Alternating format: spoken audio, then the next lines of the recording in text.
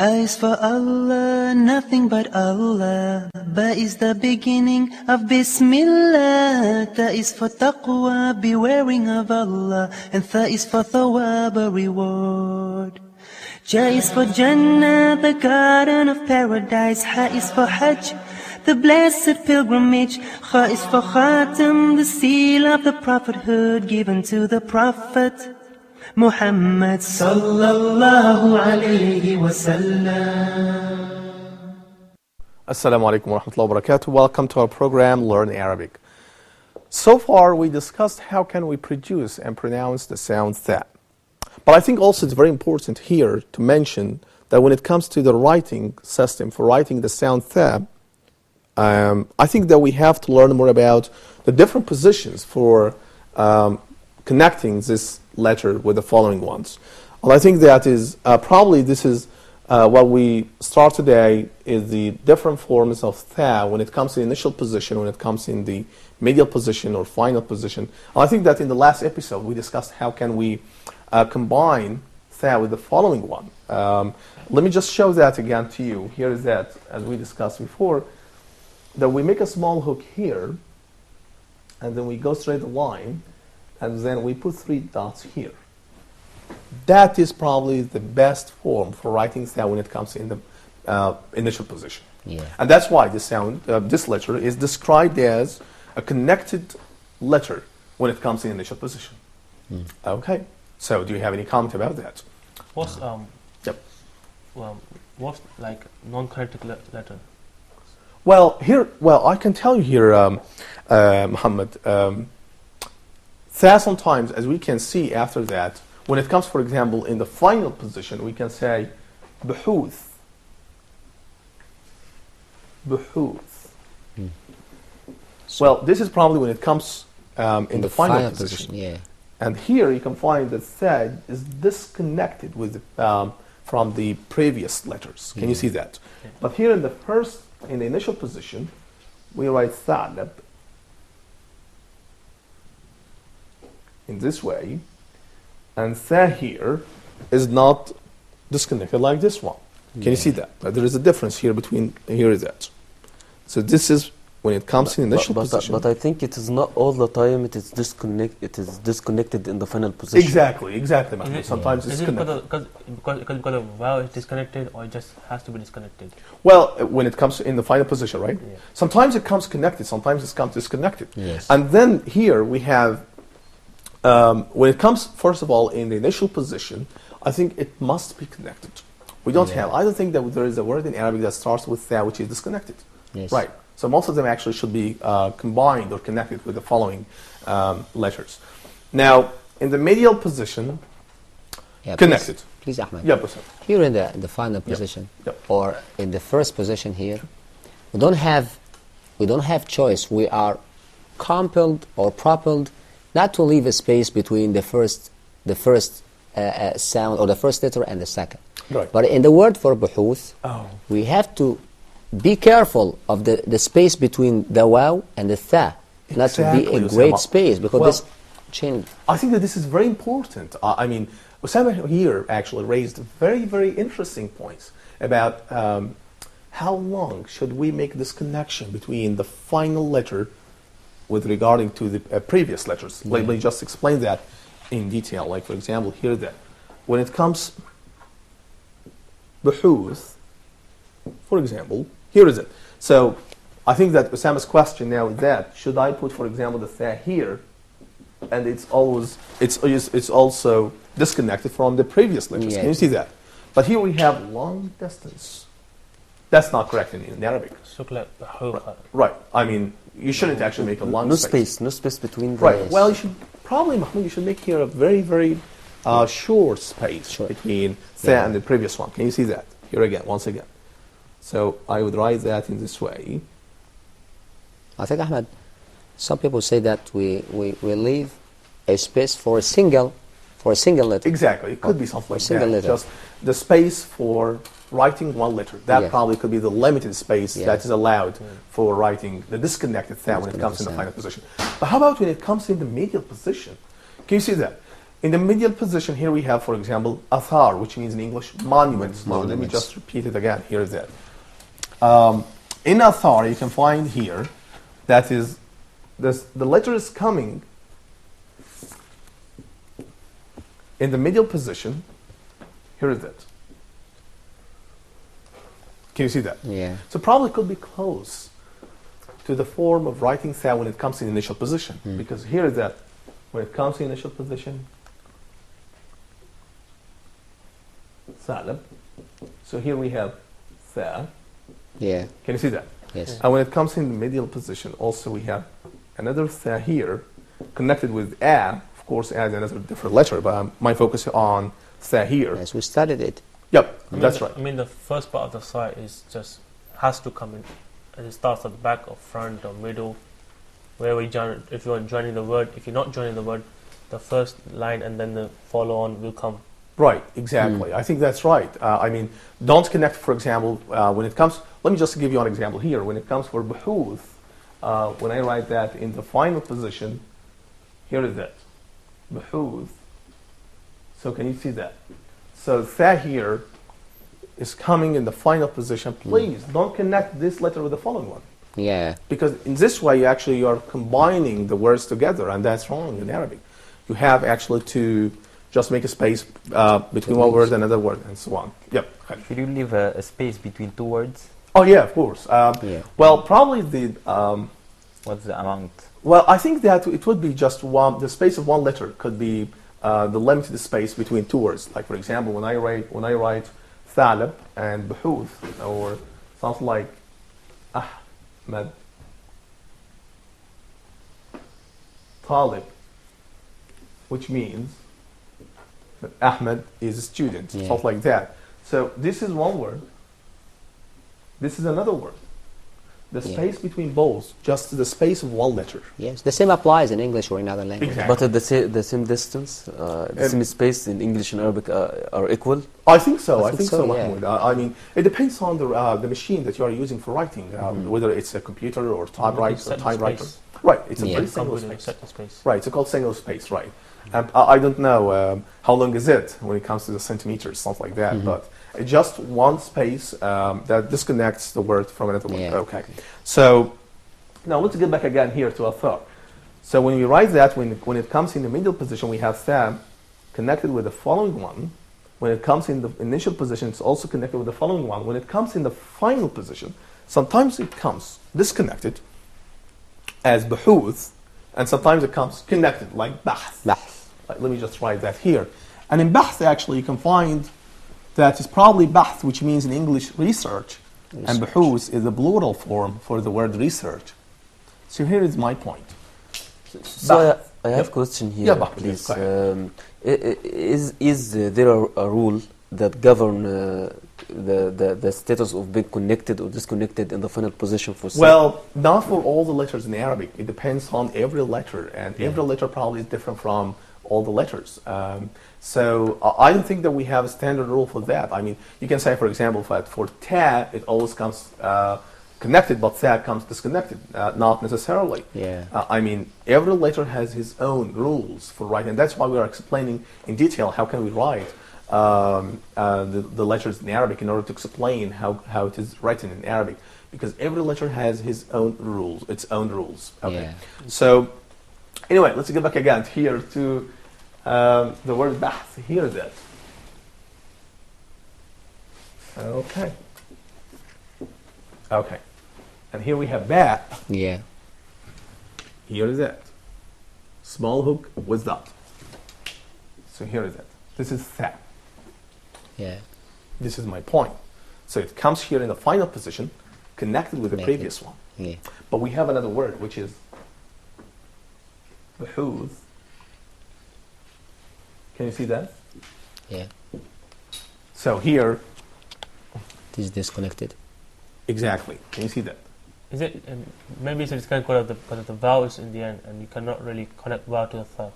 Well, I think the vowels probably are not connected here in this way. I mean, what we have here is we don't have here in the final position, especially for tha, we don't have any vowel at all. So we say buhuth and we say bahth, we probably don't have vowel. But when it comes to the connection, I think the consonants probably are stronger in connection with each other. Yeah. And that's why today you can find, for example, for buhuth, is disconnected here, Yes. and it takes the form of tha in this way. And here also comes sometimes connected when it comes in the final position, so sometimes comes connected, sometimes disconnected. So, yeah, Khalid. Could you join like ba and putting it on top of ha? Is this Exactly. okay? I think that it looks like ba in certain ways, but Yes, yes. again, that the only distinction between ba and tha is that the dots, how many dots do we have in tha? Three. But in ba we have just one dot. Just one dot. And also, when it comes to the position of the dots, in tha we put the three dots above the letter, but in ba we put that below the dots. Yep. Any question? Okay. Wow.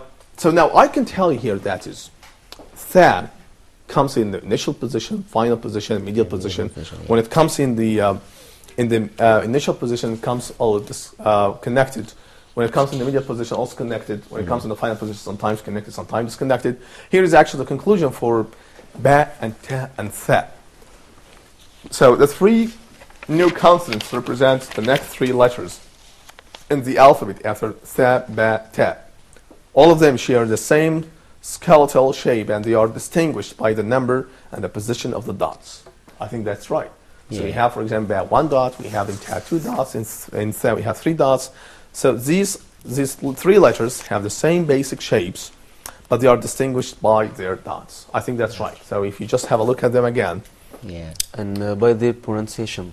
Exactly, Osama, exactly. I think Mahmoud here is that they are distinguished not only by the dots, but also by their pronunciation, of course. Here.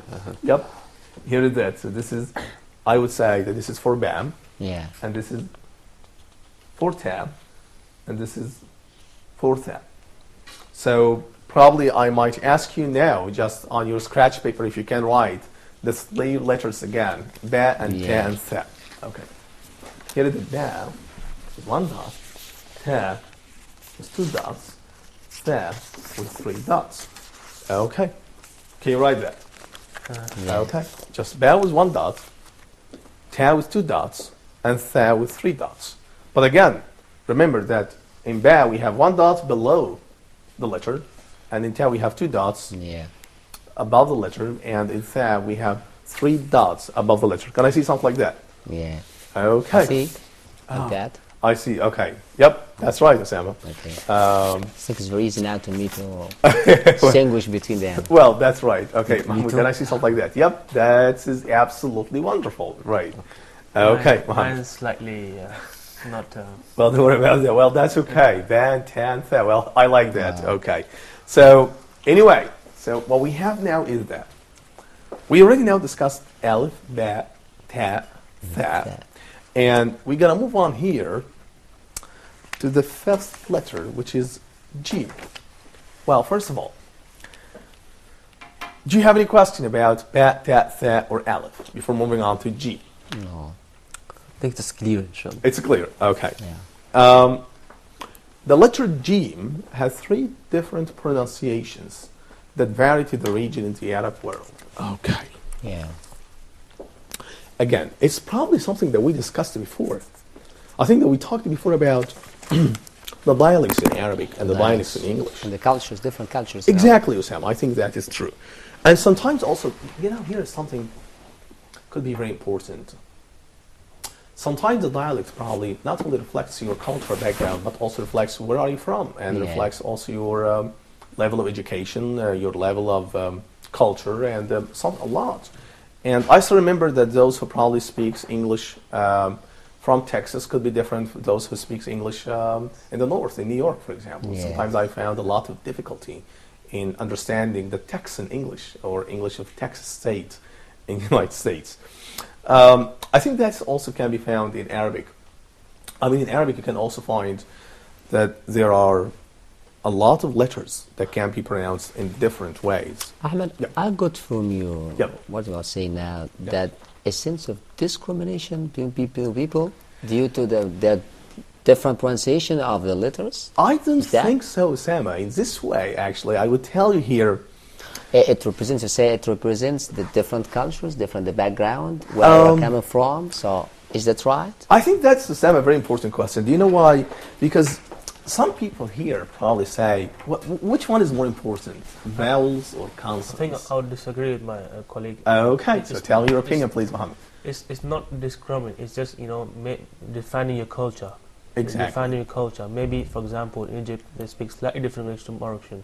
Okay. It defines how Egyptians are and what their culture is. Yep. So it's just showing what culture you're from. It's not discriminating you. It's only used to see the difference between discriminating them. So Exactly. I disagree with them totally. Okay, so I think that is my opinion here is that when it comes to the dialects, I think that is, Sam's question here probably pushes another question, which is, which one is more important, consonants or vowels? And if we have a change in vowels, does that mean that probably we may be misunderstood? Or probably some people may not understand me well because I have different vowels? I would say that probably the different dialects is coming out from the differences in vowels, but not in consonants. And that's why if you can find that there's a change in producing a consonant in different way, probably you can change the meaning. Like, for example, for jim, if you pronounce it as kha or ba or ta, you change the letter from one form to another form. In this way, you are completely changing the meaning. But how about, for example, if you can pronounce a like ah, so rather than saying walid, you say walid, I think probably could be understood. Yeah, that's right. That's right. Something like jim, for example. So I think that we can discuss more about that, but after having a break, we're going to have a break, and after that we will continue discussing the Arabic alphabets.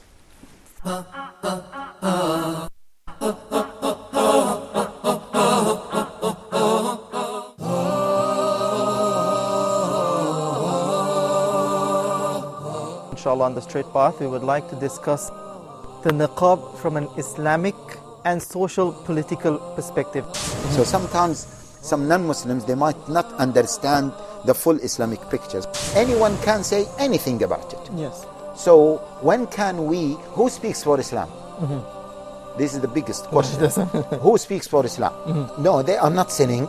They are not sinning, but we are talking about now the general ruling. They are not sinning, but they are going against what has been established. It is his own ijtihad at a specific time. People would see it as threat. A threat. Exactly. How do we explain to them it's not really a threat? It's actually good for the country as well. But if we don't participate, how would we ever reach to our rights? Can you clarify with us what should be the level of political participation of the Muslims in the West? Yeah.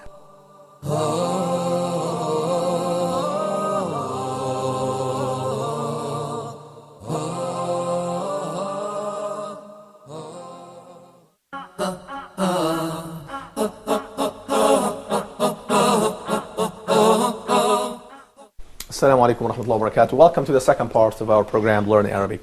I think that we were talking more about the dialects and the vowels and consonants, and I think that is, I agree with all of you, by the way, that is probably when you can find that there are differences in vowels that reflects your dialect.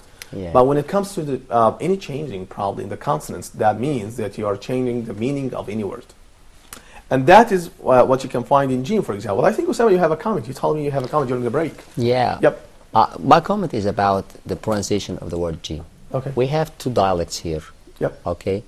Or the most dialects that are or the familiar dialects here in Egypt, we have the Upper Egyptian dialect, and we have Lower Egypt or Lower Egyptian or the Korean. That is in Egypt, right? That is in Egypt. Okay. I'm speaking about Egypt here. Okay. So, but also we do have some overlap or confusion. Even in the Korean language here, we have some. For example, I say ja'a. This is Upper Egyptian. People say ja'a, but in Arabic ga'a. Okay. I see. Even here in the Korean language, also we have some words that are spoken the same way in the Upper Egyptian. Okay. For example, we may say that, give me the agenda. Agenda. Yeah, right. we say agenda, not agenda. Not here agenda, in Korean. right. Okay. Right. We say, for example, jacket. We say jacket. Right. But I think that this has to do to the transcription, or because these are foreign language. Right. Okay. Right. Foreign I words. They are you. foreign language or borrowing. So the word jacket is borrowed from English. Exactly, that's right. Okay? Right. So I want to know more about that. I think that is, you are absolutely correct about this point, Sam. I think you can find variations when it comes to pronouncing vowels, and also when it comes to pronouncing consonants, especially in the Arabic language. But I think also that I have another comment here from Mahmoud. Please go ahead. Yes, concerning the word agenda and the word jacket, I think they are, as he said, they are taken from foreign language. Exactly. They are not Arabic. Origin, from Arabic origin. Right. This is why we pronounce it as we take it from the foreign language. But this takes Makes us to sense. another issue, which is a transcription and a borrowing the two languages. Okay, I see your point. Well, I think that in order to just make a solution for such a disagreement, I would say that is, in Arabic generally, you can find a lot of consonants that probably could be pronounced, which is sometimes like for jim, which is called jim mu'attasha. In such a way, probably could be sometimes pronounced as, rather than jim, or ja, sometimes it's pronounced like ga. And I think that the difference here between ga and ja, when it comes on the phonetic level, they are different, because ja is a fricative, but ga is fricative. But when it comes to the cultural level, I think it's also different, because when you say, for example, here in Egypt, if you say ja'a or jama'a, so that means that you are explaining more about your cultural background, something that is probably, I don't know whether this can be found in English also. You can find ta can be pronounced in a different way, or ka can be pronounced in a different way, I don't know, but I think that is, let's now get again here to ja, which is the letter jim. Well, this is probably the name of the letter, as it's before. It's not the pronunciation. When I pronounce it, I say ja. But when I say this alphabet is jim. Yep. By the way, I used to live in Saudi Arabia for 40 years, and when I come to say ga, they say to me, you pronounce ka. Ka, right. Yes, you pronounce ka, not ga. Well, this is very interesting. Can you see that? That is because he pronounced it in a different way in the society. That's why people sometimes misunderstand you. And that actually pushes me to say that probably if you pronounce the consonants in a different way, then you probably may have different meanings. So that's right. It could be also when you pronounce it ga, I could be thinking maybe speaking a different language, maybe speaking Urdu or Hindi. In Urdu, or right. Maybe Hindi, because we have this letter ga. Right. And so if you pronounce it instead of jim, pronounce cha, you have this also this letter as well as addition. So maybe thinking speaking a different language. So there will always be confusion when you convert. I see. Now let's get back again here to our letter jim, and please, that Ahmed, is in spite or even so of these differences between the Upper Egyptian and the Korean, we do have a common ground. Right. And this is the table of the ever-glorious Quran. Exactly. When we all sit down to or begin to recite the ever-glorious Quran, we all pronounce it jim. So your bottom line is our source should be Holy Quran. That's your point. The classical Arabic. We all agree on this. And we have the ability also to speak colloquial Arabic and also the standard Arabic, or the language of the ever-glorious Quran. Okay. Yes, I think it's because our Arabic language is taken from the Quran. Exactly. Yes, and even the rules are adapted to the Quran. So the differences, and there is a common ground. Exactly. I think that's right. I totally agree with him, because if you speak the classic Arabic, I think it's easier when people come from different part of Arabic world, they can understand you. Maybe when you're speaking to your locals, then you can speak in your own side of Arabic. Right. Which is kind of alright, because everyone understands what they're speaking about. Right. And I think that is, I would say here that is your golden key for learning Arabic is just to speak standard Arabic language. Do you know why? Because, for example, if you speak Egyptian and if you go to Morocco or to go to Tunisia or probably Algeria, people sometimes may not understand you very well. Or probably also you may not understand. But if you make a conversation in standard Arabic level, I think that you will be completely understood. I think so. Yep. But just I'd like to confirm a point. Yep. Which is ga is a part of Arabic language, is a letter in Arabic language or not? Well, actually, ga. Well, I think yes. It's an Arabic alphabet.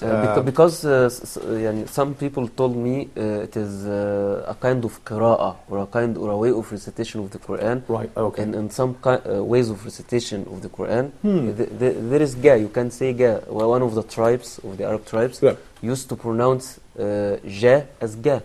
Oh, Right, wow, this right. is the first time. Exactly. Actually, I'm not sure if For the this is first time correct as or well. not. So the first I time. think it's J instead of Ga. Yeah, It's a J. so So you want to say that the original form is ja or ga? Yes, you can use both interchangeable. Oh, okay. Oh, Okay. When you- First We have disagreement here, Mahmoud. I'm sorry. yes. Okay. I totally disagree with Mahmoud. Okay.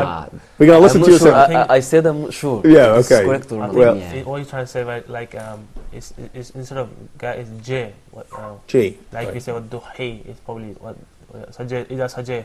So I think J. it's probably in the different verse recitation. see. It's probably like that, but I've never heard gay. I think that's in only in Urdu. Osama? Yes, Ahmed, I know that there are many different recitations or readings of the Evergreen Quran. Even the weird one, I don't hear about this variation. While reciting the Evergreen Quran, you say "Ga'a, laqad ga'akum rasulun." I say, don't agree with that. Yes, even me, I never heard it. I never heard it before, but just I'm asking to make sure if it's correct Right. or not. In English, we do have ga and ja, Exactly. and even in ja, it is very different from the upper Egyptian or from the jim muhattasha. Right. It is very different. We have, like for judge, we say there is a DG, okay, judge. So we have a D, so we have a D in pronouncing the word judge. So this is very totally different from our Arabic G. I see. I see. I think that's true. Okay. Any other comments? Okay. Now let's get to the slides here, and it says the letter Jim has 3 different pronunciations that vary to the region in the Arab world. I think that's probably could be the breakthrough for disagreement today. So here, different forms for such a letter. In the Gulf countries, it is pronounced like J in bridge. Right. And in much of the North Africa, it's pronounced like J in pleasure. Can you see that? Pleasure. And also, in some other countries, it's pronounced like ga in game. I think that's very interesting.